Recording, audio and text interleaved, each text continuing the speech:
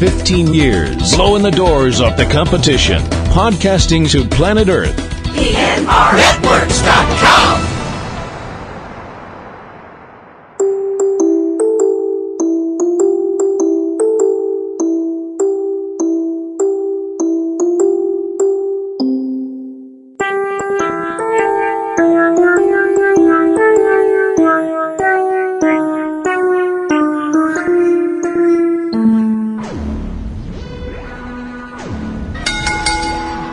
Now entering the PNR Networks arena, coming down the aisle from Revere, Massachusetts, weighing in at absolutely none of your business.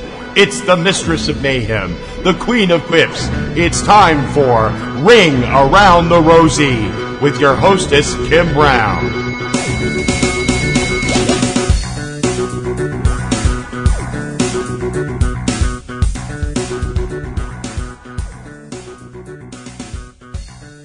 Hello, everybody. I am so happy to be back. This is Kim Brown, aka Platinum Rose Lady, welcoming you to another episode of Ring Around the Rosie, coming to you on Monday, March 9th, 2020. I am so terribly sorry that I have been away. I have been ill. Sorry. This is going to be one show we're not going to talk about the coronavirus. That's going to be my one mention. Not going to mention it anymore other than saying, I hope everybody, be healthy, stay safe, wash your hands, do all that stuff you should normally do anyway. Turns out your mom really was right, but I'm not going to talk about that anymore. No, I had a cold, really bad cold, and couldn't talk and it was a mess, but I'm much better now. Mentally. I mean, physically. Mentally, the jury's still out on that. But, I don't know why they call it suffering from insanity. I'm having a fabulous time. Yeah, it's going to be one of those shows. I hope everybody's week is starting off well here. We're on a Monday. And it's March and it's in the 70s. What the frog? It's just, this is weird. This weather in Massachusetts is very, very strange. It's nice. I'm not complaining, at all. It's nice to not have to be, bundled up to your eyebrows, which is, a good thing. Although I'm more of a cold weather person. I'm not really a summer warm weather person because I don't like sweating. Sorry. And I'm just actually more built for cold weather. Don't ask.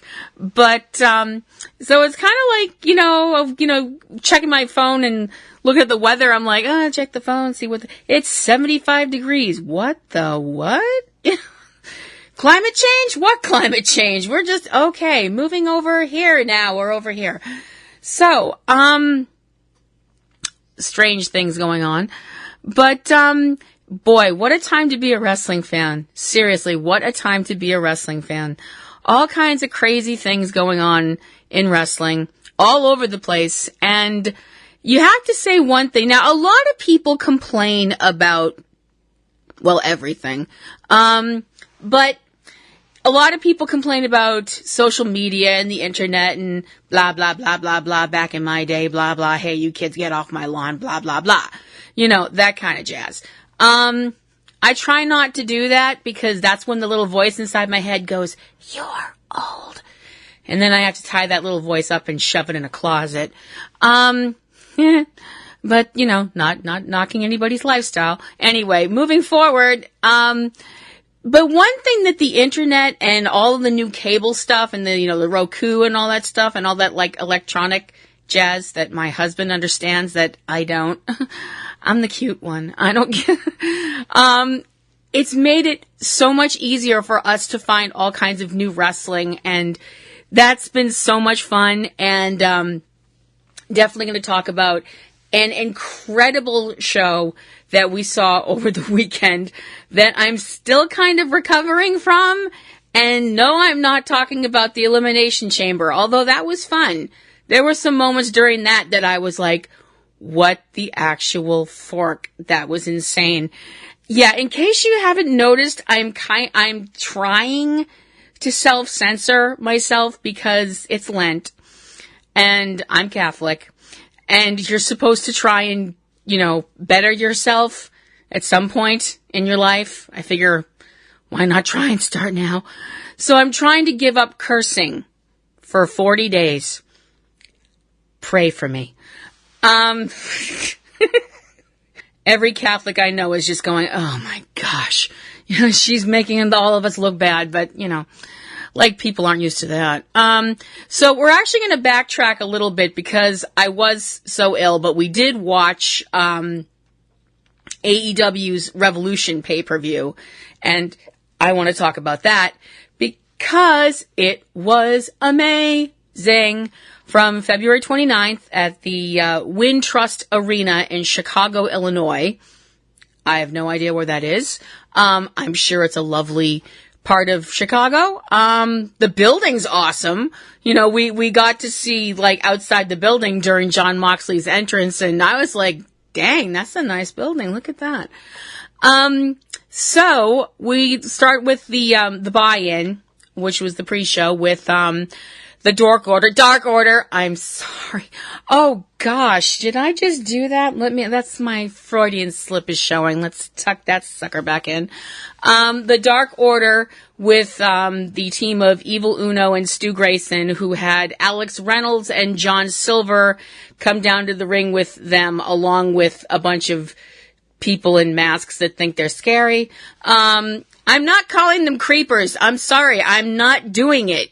I've already been told by my husband I can't call them minions because it's insulting the little dudes from Despicable Me.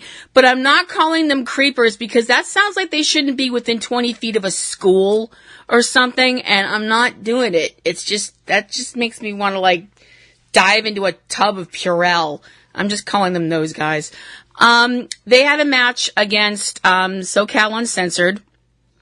So it was Evil Uno and Stu Grayson going against Frankie Kazarian and Scorpio Sky. The winners of that, unfortunately, were the Dark Order. Grayson wound up pinning Scorpio, and that was not the end of things, because once that happened, stuff got real kind of head-tilting strange, but in a good way.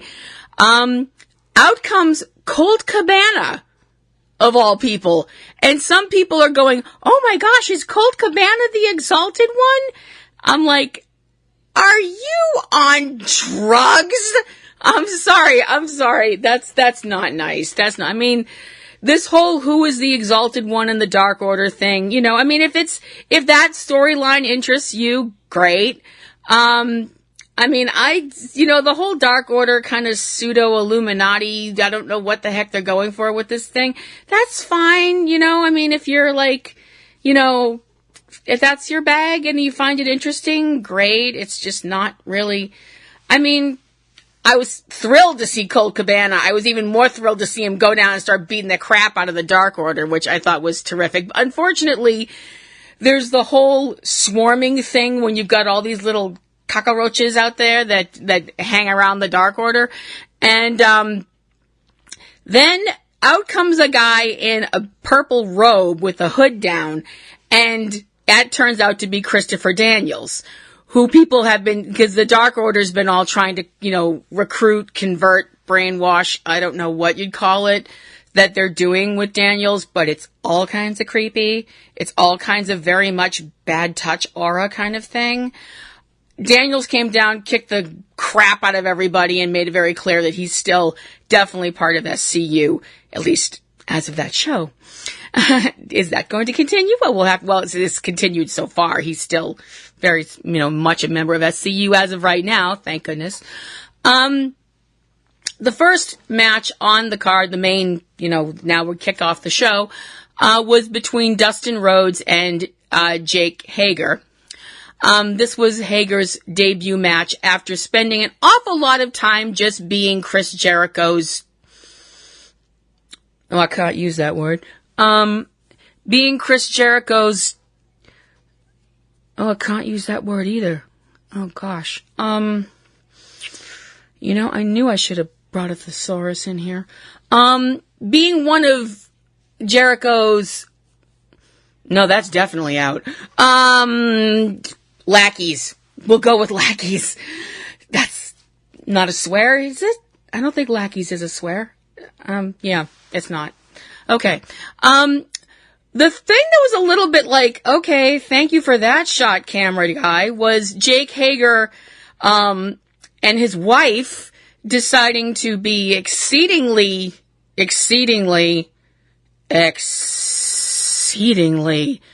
affectionate on camera. Ugh.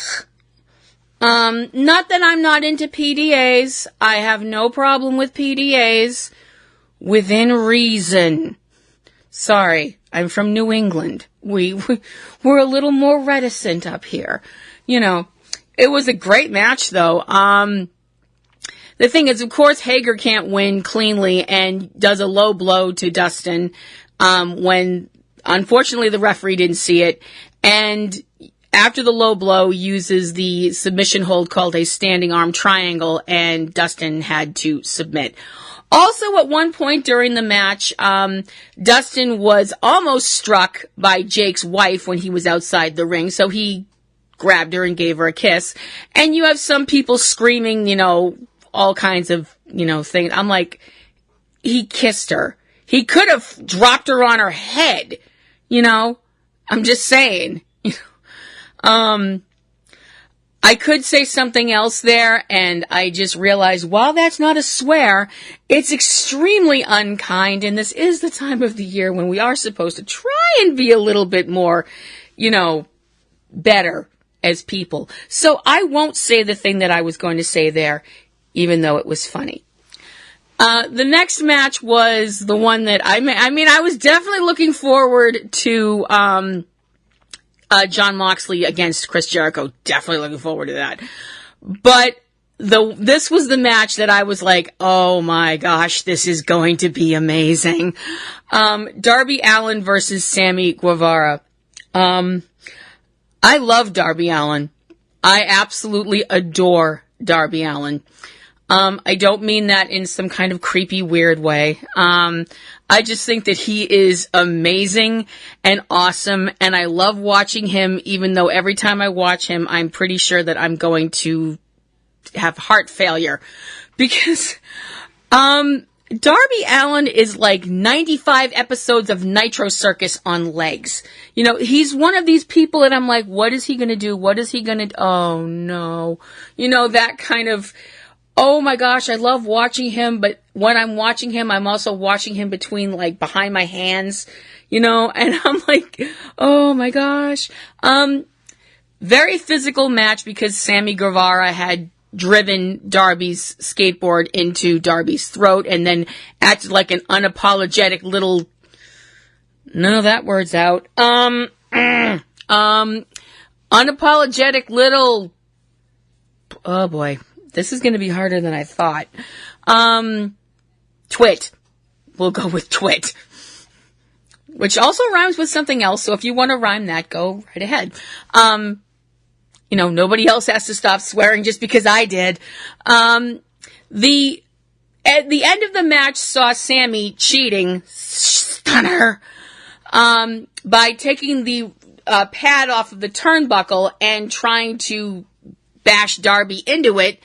Unfortunately for him, Darby reversed it and hit Sammy with it. Well, he hit Sammy's face, went right into the turnbuckle. And I laughed like the Joker. I got to be me, as the song says. One coffin drop later, and Darby Allin is the winner of what was an incredible match. Both of these guys are amazing athletes. I rank on Sammy Guevara because that's his job. He's a heel. I'm supposed to dislike him. I'm supposed to, you know, he's supposed to be a jerk. I'm supposed to be like, hey, you're a jerk. So we're both doing what we're supposed to do. But I will definitely say that he is an amazing wrestler. His blog is hysterical. So, Sammy, no real hate here. No real hate. Unlike other people, they know who they are. Moving forward, we have Kenny Omega and Adam Page. I've had dreams like this. moving right along. Going against the Young Bucks. Had dreams like that too. Wow. I have a lot of dreams that you guys really shouldn't know anything about. Kenny and Adam being the World Tag Team Champions for AEW. Although you actually kind of wonder if it's a six being belt because it's Kenny, Adam, and a cup of beer. That was mean. That was mean. I'm so sorry. Saying it's mean, I'm sitting here laughing at it. I'm sorry. Going against, as I mentioned, the Young Bucks, Matt and Nick Jackson. This was insane. You knew it was going to be nuts because you have so much emotion in this match because all of these guys are allegedly part of the elite. Not trying to stir the pot. That's a lie. I totally am. But there were so many moments where it was like, oh my gosh, new champions, nope. Oh my gosh, keeping the belts, nope. And it was just, oh my gosh, back and forth, back and forth, back and forth. Oh my gosh, it was absolutely crazy. Buckshot Lariat performed on Matt Jackson from Adam Page for the win. Kenny Omega, Adam Page, still the champions. It was a mess. It was a wonderful mess. I mean, it was amazing to watch. It was just one of those matches where it was just like, I don't know what's going to happen next, but oh my gosh, I can't wait to see it. Wow. The next match was for the AEW Women's Championship with the champion, Nyla Rose, going against Chris Statlander. Now this was a difficult one for me, simply because I love both of these people. I think both of them are absolutely amazing. I think Nyla Rose is an awesome champion and an incredible person, an incredibly brave lady to go out there and, do what she does and have to deal with the fact that some people can't get their minds around the fact that it's 2020 and maybe stop thinking like it's still the dang dark ages. You know who you are. You know what you said. The thing is, as much as I love Nyla, and I do, mixed in with a healthy dose of respect and or terror, depending on your point of view, because I kind of value my neck and not wanting it broken, I think Chris Statlander is amazing. I just think she's fantastic. Because I'm one of those people that totally does believe in aliens, and I don't care who knows it. I believe in aliens and angels and fairies and the Loch Ness Monster and Bigfoot and all that stuff. Because nobody can tell me they're not real, So, that's just the way I look at it. I'm just one of those people that, I just think that the universe is way too big and my whole thing is this, the universe is way too big. The idea that we're the only planet that supports life is not only arrogant, it's terrifying. When you look at how we effed up this planet so badly, it's just I guess it's my hope that there's other races out there that are more intelligent, more peaceful, and don't want to lay eggs in our chest. Whatever. That's me being, glasses half full Kim. Anyway, also have to bring up Nyla Rose's outfit. Oh my gosh. Nyla Rose's outfit for the night was definitely, and you could totally tell, and they brought it up on commentary, which made sense for those of you who don't know. Her outfit was influenced by the DC supervillain Deadshot. And, Deathstroke the Terminator. I'm sorry, not Deadshot. I always do that. If I don't have it written down in front of me, I mix those names up. So, she came out in Deathstroke's colors. She had the mask. Thankfully, she still had both her eyes. That was good. We already had one person running around with just one eye that night. So, one working eye anyway. This match was bat guano crazy. It was just so much of, you have Chris who's, more of a high flyer, and then you've got Nyla who can, do a lot of high risk maneuvers, but she's more of a power lady, because that's her style, which is great. The end of the match saw Nyla using a superplex and following it up with a power bomb from the top rope, which looked positively apocalyptically damaging. And pinfall, Nyla Rose continues as your champion, which is great. I'm not knocking it. I'm not at all, because I think Nyla is amazing. I think everybody in AEW is amazing, to be honest with you. I think wrestlers are amazing. I do. I'm not, just side note, little side rant here, because you know what? It's my show. I do think wrestlers are amazing. I think what wrestlers do is amazing, that they put their bodies through so much incredible lunacy to entertain us. And not enough people say, wow, that's really awesome. Thank you. You hear that with 5-star matches and things like that. But even, someone who's just starting out, I really think what you guys and gals do is awesome. And it's been awesome to me for,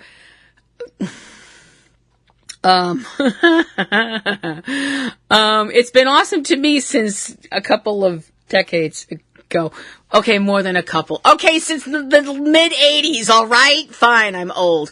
But I prefer to think of myself as seasoned.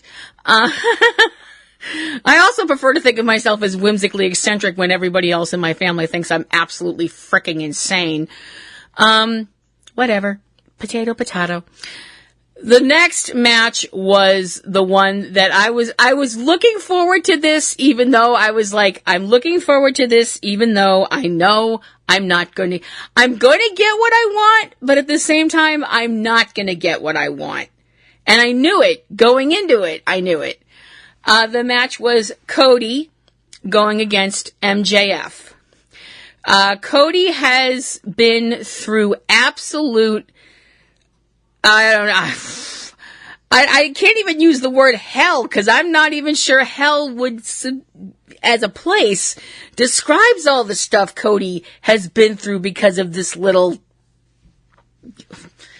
not gonna swear, not gonna curse, because of this little kobold that MJF is. Look it up. He had to have a cage match with Wardlow. He had to deal with MJF and his whole "you can't touch me" nonsense. The whole lashing in the ring with a belt. Crying out loud. That was painful to watch for me. And I have more than a little bit of a sadistic streak, and I admit it. Don't kink shame. It's not nice. But I was watching Cody take that lashing, and I was like, oh wow, this is bad. So we knew that this match was going to be absolutely, gotta use it. I'm sorry. I know it's kind of lazy to do it, but here we go. It was going to be a nightmare. I'm sorry. Cody was accompanied to the ring by Arn Anderson and by his lovely wife, Brandy. Glad they didn't bring Pharaoh, because he probably would have just attacked MJF, and that would have been bad, because we wouldn't want Pharaoh to bite MJF, because they'd have to take Pharaoh to the hospital, and that would be bad. Because Pharaoh's a very pretty dog.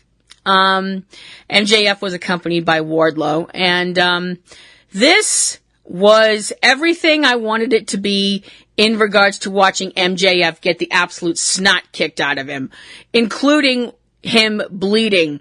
Cody got him good after a disaster kick, and MJF was bleeding a lot. And, would it be a little sick to say that was enjoyable? You can tell me. Anybody out there find that kind of hot? You can tell me. It's just the two of us talking. You know what? Sometimes I actually scare myself. Anyway, So, going on with the match, because I'm sitting there going, okay, now I've got the thing that I wanted. MJF is bleeding like crazy. Why do I have a feeling Cody is going to get screwed out of winning this match? And guess what happened? Cody gets hit in the face by MJF, who was wearing the ring that he won, that big honkin' ring, and MJF pinned him. I knew this was going to happen. I'm like sitting there. Now I know what Cassandra felt like. For those of you who are going, who in the F is Cassandra? Cassandra was a woman in Greek mythology that rejected the advances of the god Apollo, and he cursed her with always being right in her predictions and that no one would believe her. So, yes, I am a Greek mythology nerd. I know. I've been one since I was a child. I know. I'm a nerd. I'm strange. I know. But the whole time before this match, I'm going, Cody's not going to win. He's going to beat the crap out of MJF, and he's still not going to win. And everybody else was going, no. And I'm like, oh, you want to bet? I should have bet money with somebody. But following that match was the Bastard Pack. It's not a swear if it's part of his name, okay? I guess it's part of his name. Does that mean his middle name is Bastard? Because the would be the first. I think about the weirdest stuff sometimes. Honest to blog, I do. Going against that ball of fire, Orange Cassidy. Snirk. I'm sorry. I almost said that with a straight face. Being accompanied by, of course, the other best friends, Chuck Taylor and Trent. I can't stand that name. Oh gosh, not Trent. That's not what I meant. I meant the best friends. Oh my gosh, that is so My Little Pony. I don't know why I keep thinking that, but I do. This got weird.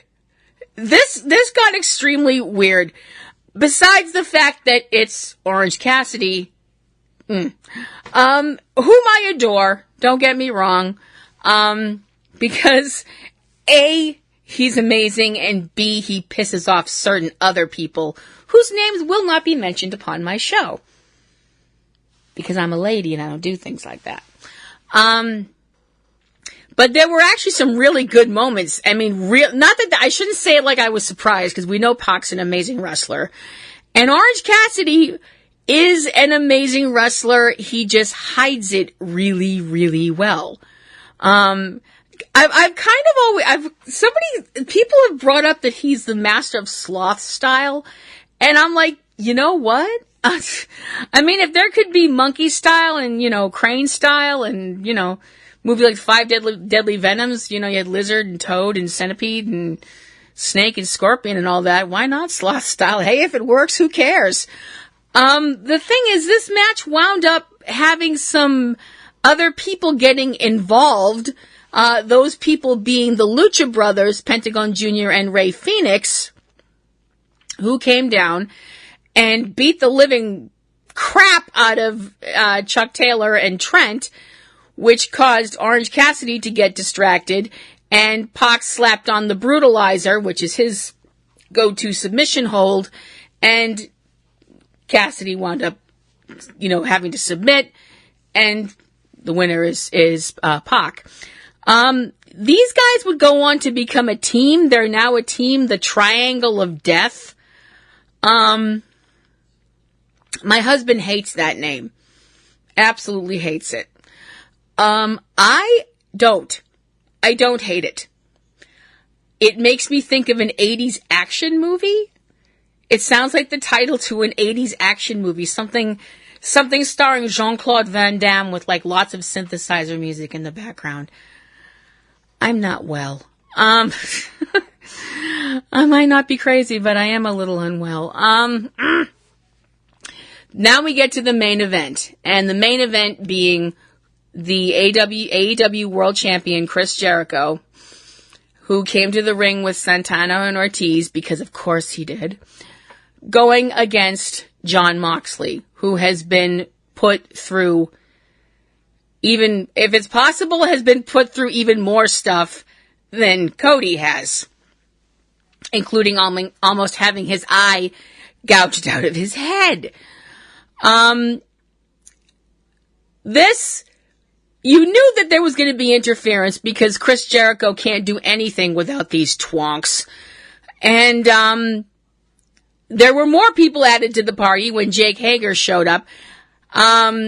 Eventually, with all of the rampant cheating involved, the referee finally tossed Hager and Ortiz and Santana.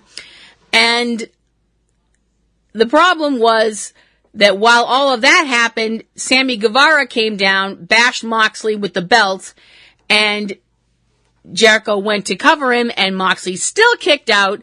And before this match was actually over, we had a miracle. An actual honest-to-goodness miracle, because John raised up his eye patch, and his eye is healed. Praise be. It's a miracle. And John did the paradigm shift on Chris Jericho to win the match and the AEW championship. Awesome. Oh my gosh.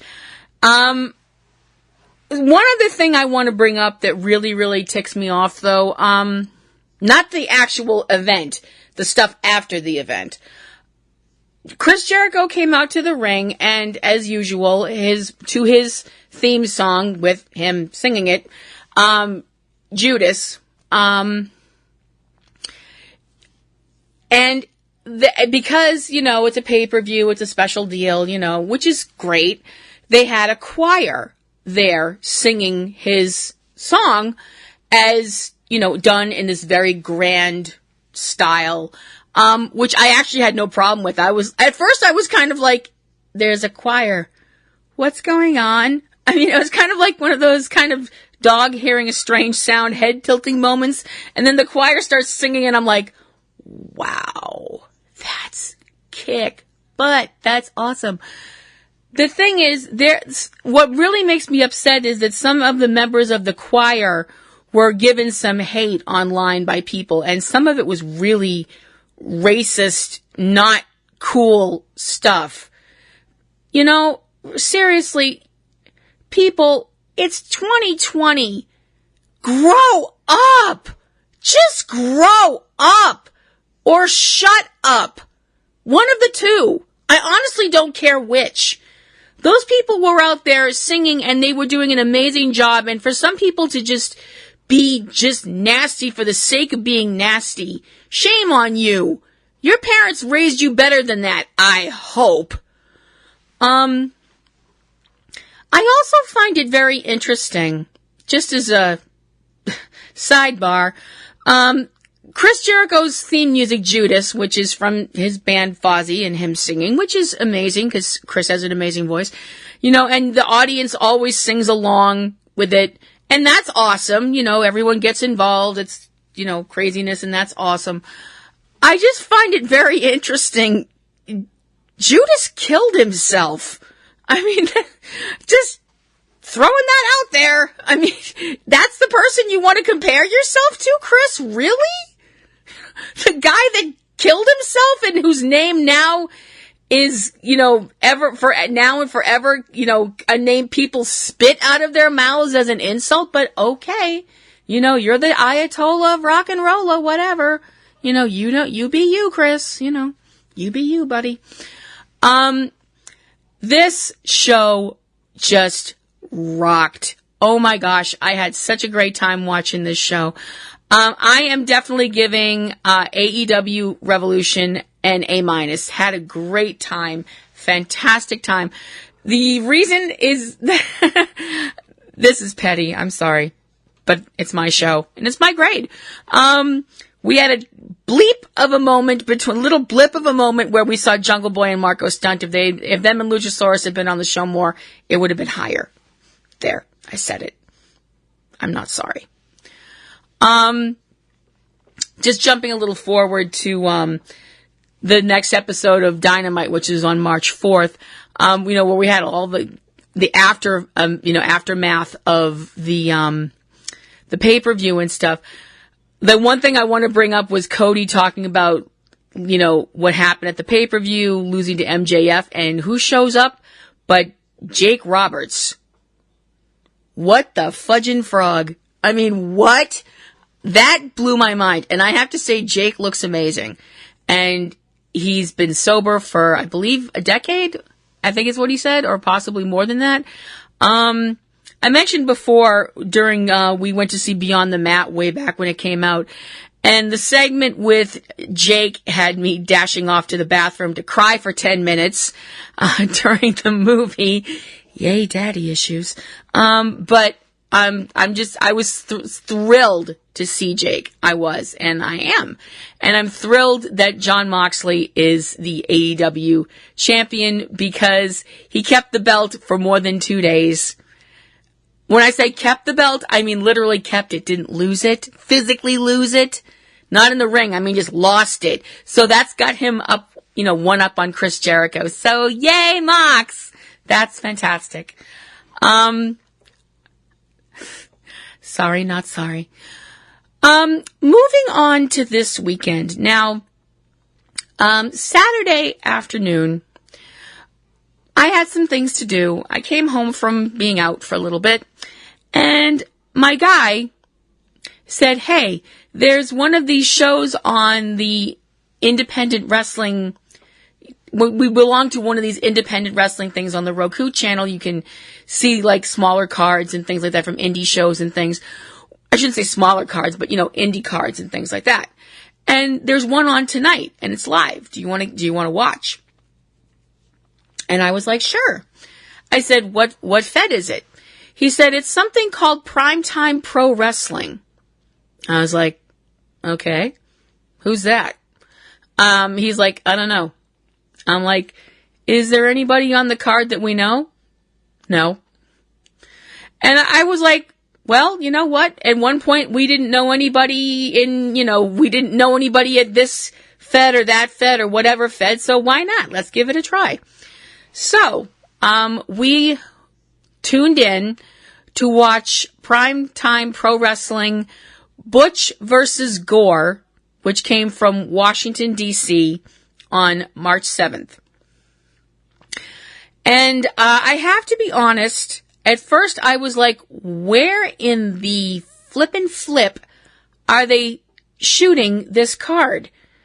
Because for the life of me, I thought they were like in the back room of a Costco or like some other big box mart. It looked like the back part of a store. And I thought that was strange, but then I remembered being a younger lass and watching a wrestling card up at the Liberty Tree Mall up in Danvers, so why the heck not, I figured. As it turns out, they were at the DC Brow Brewing Company. Why not? I mean, people are going to drink at wrestling shows anyway. You might as well just have the beer right there, I guess, if you drink beer. I don't, but, I just don't like the taste of it. Sorry. But I have to be honest, we didn't know what we were getting into with this show. We found out by the end of it. What we found out was a new Fed that we're going to try and watch all the time. Because, oh my frog, I had such a blast watching this show. Primetime Pro Wrestling is... let's call it what it is. They're out there being as all-inclusive as you can possibly be, I think. They're out there for everybody. When I say everybody, I mean everybody. Gay, straight, bi, transgender, asexual, aromantic, intersexual, anybody else that I've forgotten, I'm sorry. I don't mean to forget anybody, but that's all I can think of off the top of my head. And more important, all of those people are wrestling fans, and some of those people are wrestlers, and all of those people, no matter what their sexual orientation is, put on an absolutely amazing show. Absolutely amazing. Starting things off with the Pan-African World Diaspora Championship match. I probably said that third word wrong. If I did, I'm sorry. With the champion Trish Adora going against Ashton Starr. Trish wound up winning and keeping her belt.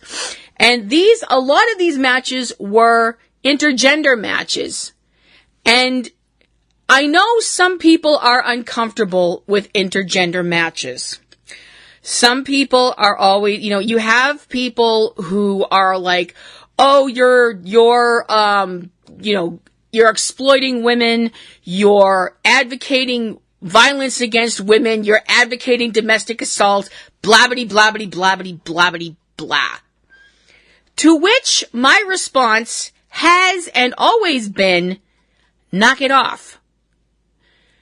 If a woman gets in a ring with a man and thinks she can fight him and it can actually get the job done, more power to her.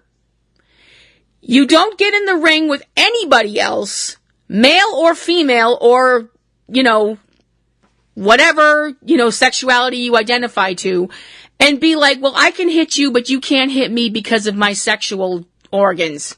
That's stupid. 'Cause not for nothing, if I hit somebody and they're like, well, I'm not going to hit you back because you're a girl, I'm going to get insulted.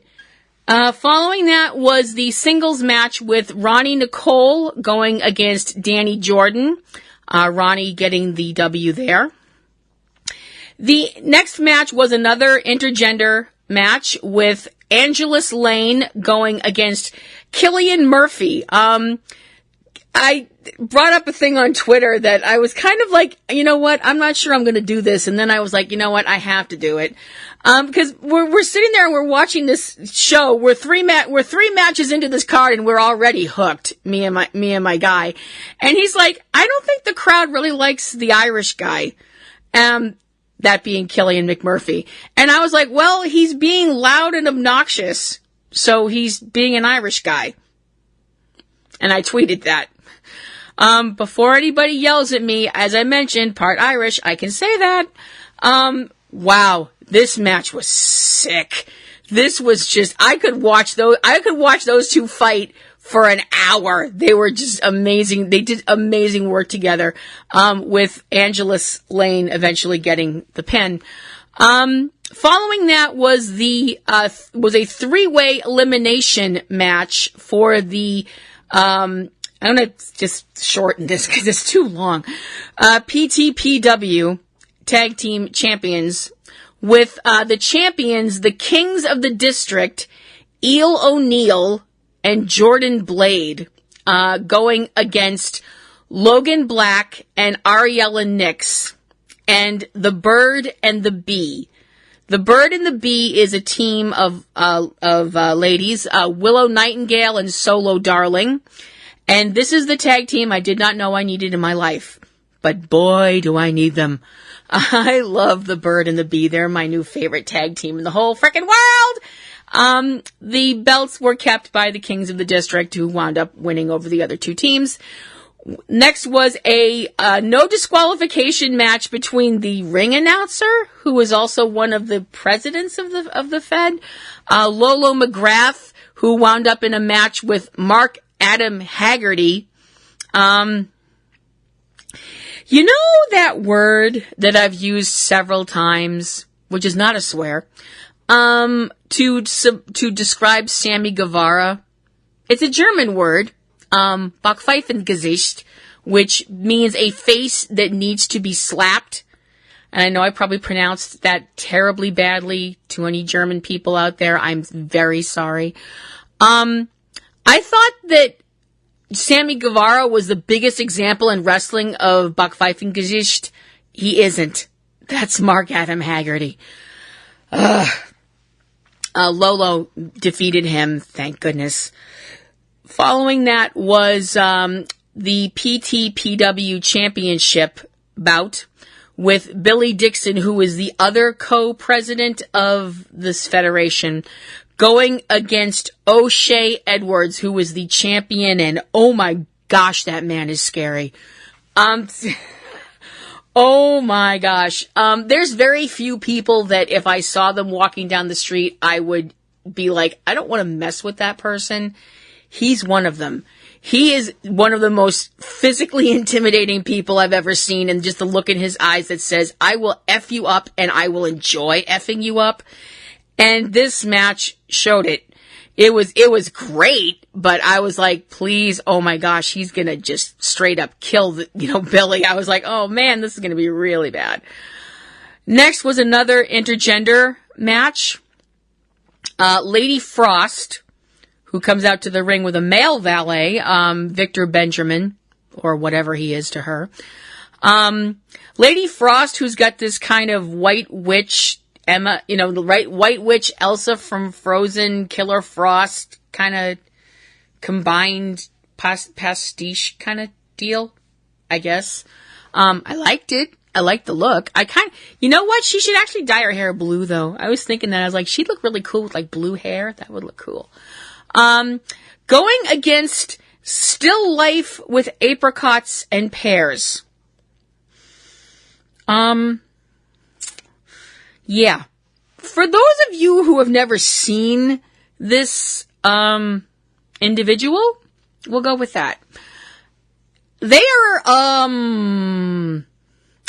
saying they're a piece of work is kind of belaboring the obvious since that's their kind of name, but wow. Just wow. Still Life with etc. and so forth. No, I shouldn't say it like that. That's disrespectful. I'm sorry. Still Life with Apricots and Pears won their match. Hard fought match considering that they're also having snow chucked at them by Victor. Actual snowballs. Wrestling, you gotta love it. That next was a 7-way elimination match with, the people involved were Russell Rogue, MV Young, Jared Evans, Erica Lee, Devin Monroe, Corinne Mink, and AC Mack, with AC Mack getting the Duke at the end of this match. And the last match of the evening, there was someone I've actually heard of before this show. So I was like, oh wait, I know that name. With the PTPW 51st State Championship on the line. I'm assuming they mean Washington D.C. because I guess there's people out there that want Washington D.C. to be considered a 51st state. I think. I'm not sure. I was confused. Granted, that's not difficult to confuse me, but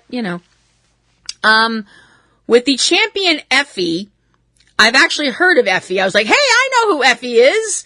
I've never actually seen a picture of him, but I've heard of him, and okay, that's who he is. Going against Faye Jackson.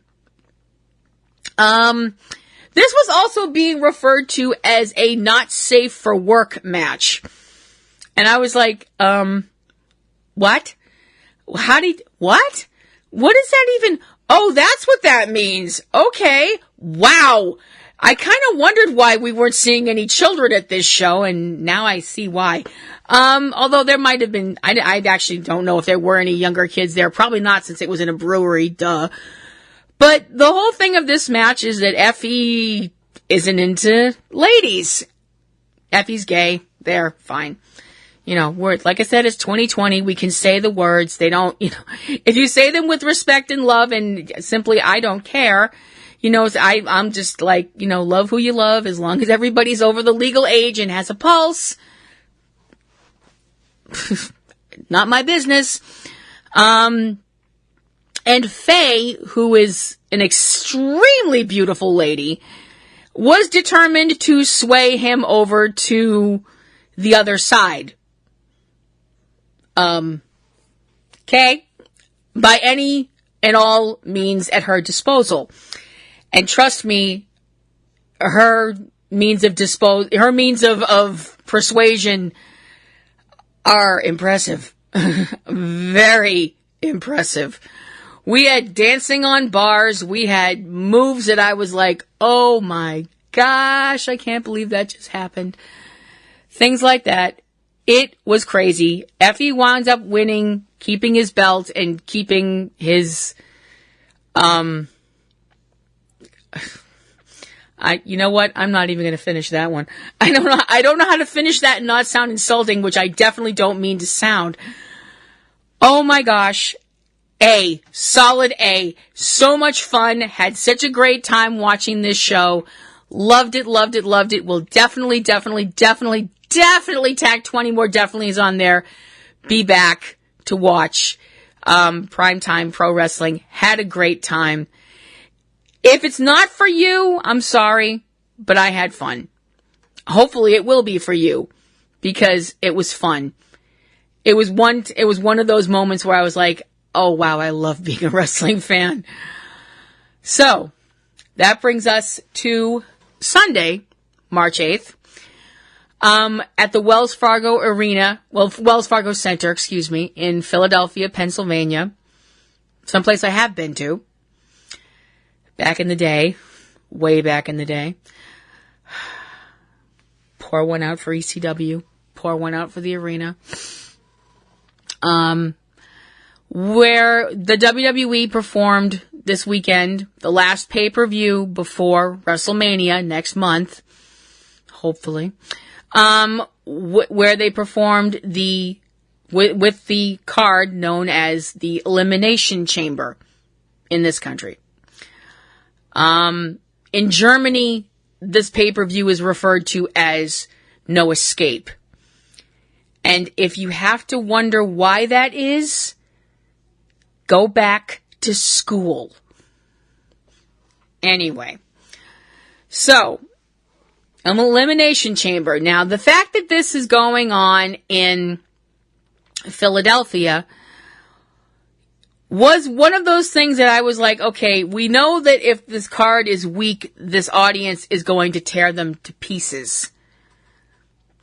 So, that's something to consider. And since the audience didn't tear them to pieces, it was, I was like, okay. At least for the most part. The pre-show involved the team of the Viking Raiders, Eric and Ivar, going against the team of Zack Ryder and Kurt Hawkins, with the Viking Raiders winning after performing their finisher, the Viking Experience, on Zack, with Ivar getting the pin.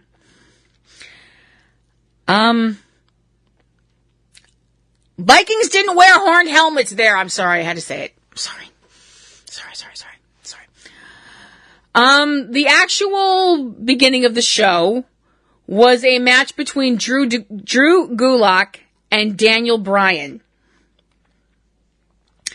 What is wrong with this freaking picture? The fact that Daniel Bryan is in the opening... I can't. I just can't. I'm sorry, I can't. Wow. I mean, the thing, of course, between the two of them, it was an amazing match. You have Drew Gulak, whose whole thing has been, I've been a fan of Daniel Bryan's for years, but because I'm such a fan and have watched him, I know all his weaknesses. I'm like, you're cute. This saw, at the end of it was a really good match, a lot of back and forth. Bryan slapping on the yes lock on Drew, who passed out. So Bryan wins because his opponent is unconscious. Following that was the United States Championship going on the line with champion Andrade, who was accompanied by Zelina Vega, going again with Andrade putting the belt on the line against Humberto Carrillo. Andrade wound up winning that match by a handful of tights. And there's a bunch of words that I could use there, but they're in Spanish and they're also swears, so I'm not. After that was the match for the SmackDown Tag Team Championships, which was held in the Elimination Chamber. So this was the first of two matches that were held in the Elimination Chamber, with the champions, the team of The Miz and John Morrison, going against the team of The New Day, Biggie and Kofi Kingston. Shout out to their injured partner, Xavier Woods. Get well soon, dude. Jimmy and Jay Uso, the team of Otis and Tucker, aka Heavy Machinery. Lucha House Party, the team of Lince Dorado and Gran Metalik, and Dolph Ziggler and Robert Roode. This went, it went all over the place, and it was complete bedlam and lunacy, which we all knew it was going to be. I was kind of thinking that maybe at some point we were going to see new champions, and we didn't. The Miz and Morrison wound up keeping their belts. Unfortunately, we had the whole thing with Otis getting picked on a lot in the match by Ziggler and Rude when they got out of their pod. They were the last team to be released from their pod, but and they wound up eliminating them. And then Biggie wound up eliminating Rude, and they were eliminated, and the crowd sang "Na na hey hey goodbye" because they deserved it, because they're bad people. Because Dolph Ziggler is a narcissistic jerk, and he and Mandy Rose deserve each other, and there are words that I could use from Mandy Rose for the way she's treated Otis. But as I mentioned, giving up swearing, and every word I would use is a swear, and they're all pretty bad ones. The next match was Aleister Black going against AJ. I'm sorry. Did it get hot in here? Going against AJ Styles, who of course came to the ring with Luke Gallows and Arn Anderson, because I don't think AJ can go anywhere without them anymore. No judging here. With Aleister going against AJ in a no DQ match. Of course, Gallows and Anderson interfered throughout the whole thing, and the three of them wound up beating the heck out of Aleister. And at one point, Gallows and Anderson were holding Aleister so AJ could, climb up the turnbuckles to perform the phenomenal forearm, and all of a sudden, there was a specific gong sound, and the lights go out. And when they came back up, there was someone else in the ring. The Undertaker, who is someone that AJ Styles has been taunting, which seems phenomenally stupid. The Undertaker was in the ring choking Gallows and Anderson out. AJ attempted to jump on The Undertaker with the phenomenal forearm, and The Undertaker grabbed him by the throat and performed a choke slam. The lights went out, and when they came back up, The Undertaker was gone. Aleister Black then performed his Black Mass on AJ and almost kicked his head into the 15th row to win. I may have needed a moment after this. I may have needed several. There may have been moaning involved. AJ, darling, sweetheart, cupcake, kitten, angel face. A little word of advice from me to you. You don't knock on hell's door and not expect the devil to answer. Duh. The Raw Tag Team Championship was up next with the new champions, the Street Profits, Angelo Dawkins and Montez Ford, going against the previous champions. I really love saying that. Seth Rollins and Murphy. You know what? I'm going to say it again. Previous tag team champions, Seth Rollins and Murphy, who were accompanied by Akam and Razor, because of course they were. This match didn't go without its, interference, or however you want to word it, with Kevin Owens showing up and walking around eating popcorn, which of course, just Kevin Owens' presence was enough to make Seth Rollins completely forget there was a frickin' match going on. And the Street Profits took advantage of that. Montez Ford performed a splash onto Murphy, and they kept the belts. And after the match was over, Kevin Owens performed a stunner on Seth Rollins. Thank you, Kevin. I never thought I'd do that. It just feels so weird. The last match before the main event saw Braun Strowman, the Intercontinental Champion, going against Sami Zayn, Shinsuke Nakamura, and Cesaro in a handicap match. Which saw Sami Zayn stealing the Intercontinental Championship from Braun Strowman after he had to fight off 3 people. So your winner and new Intercontinental Champion, Sami Zayn, pardon me, I have to go puke. I know I'm not unbiased. It's my show. I don't care. The main event was the Women's Elimination Chamber match. You've come a long way, baby. With the women involved, whoever wins will be the one who goes against Becky Lynch at WrestleMania 36. The people involved in the match with Becky in the back watching, people involved were Natalya, Liv Morgan, Asuka, Ruby Riott, Sarah Logan, and Shayna Baszler. Shayna Baszler basically went in there and Brock Lesnar'd all over the place, beating everybody, including Asuka. What the frog? And wound up winning in definite style. You know, it was her definitely won by Shayna Baszler, who was apparently going to be facing Becky Lynch at the at WrestleMania 36. I enjoyed the show. There were moments that I really loved. I'm going to give it a B+, definite high B+. It would have gotten lower except for the appearance of The Undertaker. It was there, like I said, there were some really good moments. It wasn't perfect. I thought it was also too heavy of a heel win show, but that's just my own take on things. So now we are at, every road leads to WrestleMania, so we're going to see where we go from there.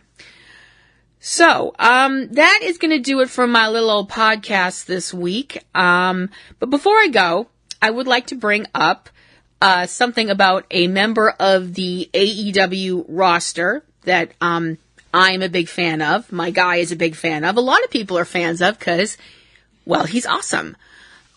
Marco Stunt, who is a member of Jurassic Express and is, as I mentioned, the aforementioned awesome.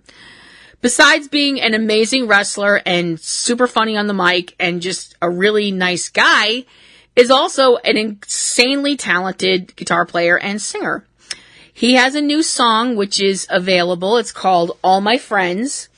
And you can get it online. There's going to be a link in my notes so you can go listen to his song. And it's fantastic. It's really, really great.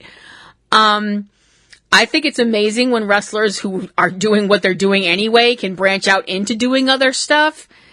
And, I love Marco anyway. I think he's amazing and kind of adorable or adorkable, whichever. Oh man, my guy's gonna kill me for that one.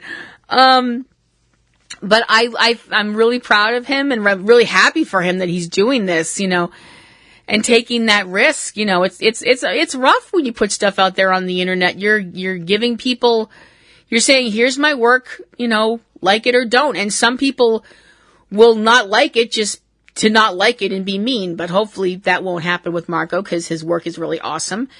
And everybody will give it a listen and love it. So this is, now it's the end of my show, and, I hope that you guys enjoyed it. If you have any, questions, comments, queries, complaints, anything you want to send my way, platinumroselle@yahoo.com. You can follow me on Twitter if you like, platinumroselle@twitter.com. You can check out all of our other shows and all of the other amazing stuff that's out there. All of which, all the computer stuff, all the stuff you see on your little computer screen is done by my fella, TC, who is stellar and just aces at everything because he's just the best. And he works really hard on that. So I hope you will check that stuff out. If you'd like to join our Patron Circle, I hope you'll do that as well. And check out all the other shows that are part of our little island of misfit toys. And just give us a listen, give us a like, let people know we're out here. And that's going to do it for my show this week. And I hope you will come back next week when I'm back with another show talking about wrestling and whatever else happens to flitter through the hamster wheel that is my brain. My mind is like a country lane. It's wide, rambling, and covered with dirt. This is Kim Brown wishing you a great week, and see you later from Ring Around the Rosie, and may all your roses be in bloom.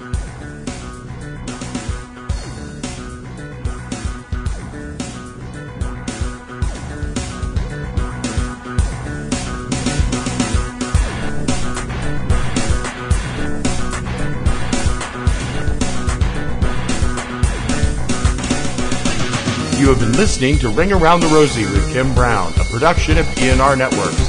Keep in touch with all things about the show at http://ringaroundtherosie.net. Ring Around the Rosie intro performed by Eric Lyon. Ring Around the Rosie theme by Digital Juice. Join Kim for a new Ring Around the Rosie every Wednesday. Ring Around the Rosie is copyright 2018 PNR Networks, Boston, Massachusetts, USA.